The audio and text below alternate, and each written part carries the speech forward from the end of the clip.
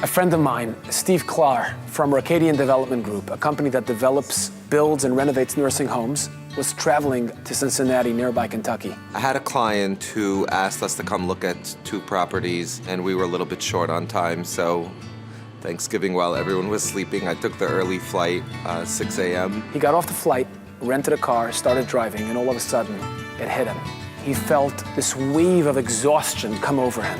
Here I was in Kentucky on Thanksgiving. You could literally hear the birds chirping, but I was desperate for a coffee and just looked for the nearest gas station. He gets into the gas station, walks over to the back to make himself a cup of coffee. And I hear that the owner at the register is on the phone. He's speaking Arabic. I walk up to the counter, I put my coffee down, I take out my credit card, and he goes, "Good morning, how are you?" without even looking up.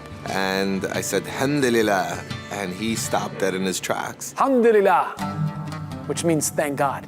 Now the guy is intrigued. How does this Jew know Arabic? So he turns to the guy on the phone, he says, "I gotta hang up." He hangs up, and he turns to Steve and he says, "Where are you from? How do you know my language? How do you know Arabic?" I said, "I went to school in Israel, I have children in Israel." I picked it up along the way, and he starts telling me how he loves us. And I said, you love us? What do you mean you love us? And he says, "I love you guys." I said, "What guys?" He says, "The Jewish people." I said, "What do you love about Jewish people?" He says, "Well, it's because of what happened over 50 years ago when I lived in Ramallah, in Israel." We are 10 brothers and sisters. We stay in one room. We were poor in the camp. We are the poor family in the camp.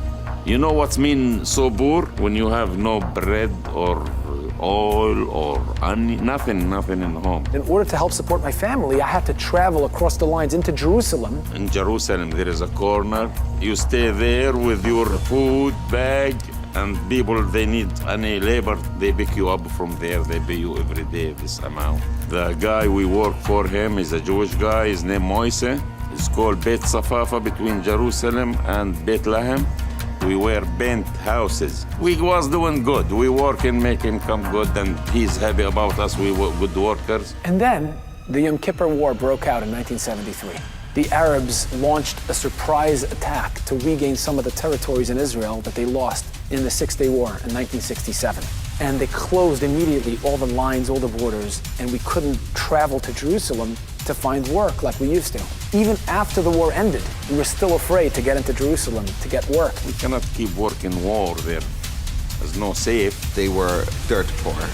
Not what you and I imagine, but absolutely, literally nothing. Not a chair to sit on. You have no food in home, easy. You have no bread. There is no welfare, looks like USA, to help you with food stamps or somebody.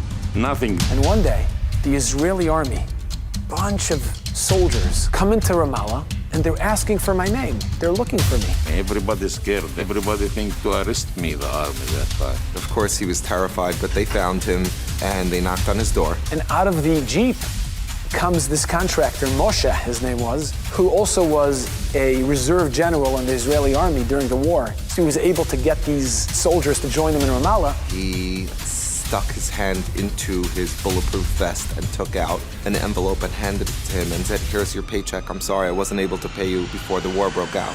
And it absolutely blew him away. He come in where we live with the army to pay me whatever days I work for him. And now I'm here 50 plus years later, and you walk into my gas station. I cannot tell you how much I love Jews. He's based here in Kentucky, but he owns more than 24 gas stations. He builds parking lots and truck stops. He's a big tycoon. You know, whatever he paid me, $60, $70, $100, that my all labor, for me that time, I swear to God, more than millions. We were so poor. I swear, if I know the full name, I'm going looking for him. I give him a hug and kiss him, and I tell him, "You teach me big lesson in my life." And then he said, shortly after the Yom Kippur War, my family moved to Kuwait, and we built a company, construction company. For the next 15 years, we grew the company, we were very successful, and then in 1990, Saddam Hussein attacked and tried to invade Kuwait. His army came in, overtook, destroyed, confiscated, stole everything we owned. They took everything, even my car. I ran to the bank. The bank, it was empty, just walls, to take some money to buy milk for my kids. These are our brothers, our Arab brothers. And at that point, I thought to myself, wow, look at the difference. The Jewish guy, after 2 months, is coming with the army, looking for my name, and he found me. He didn't know where I lived. He came with the army, and he found me, and he paid me my work money. In Kuwait, they took everything.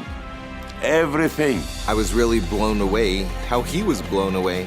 That here we are almost 50 years later, and he sees someone walking into the gas station early in the morning on a Thanksgiving with a yarmulke, and he remembers something kind that was done to him so many years before. Even as I went to Kentucky to interview Akram, I can feel the warm feelings that he had towards me and the crew, his willingness, his desire to spread that message, all because Moshe, this general, acted in an honorable and honest way.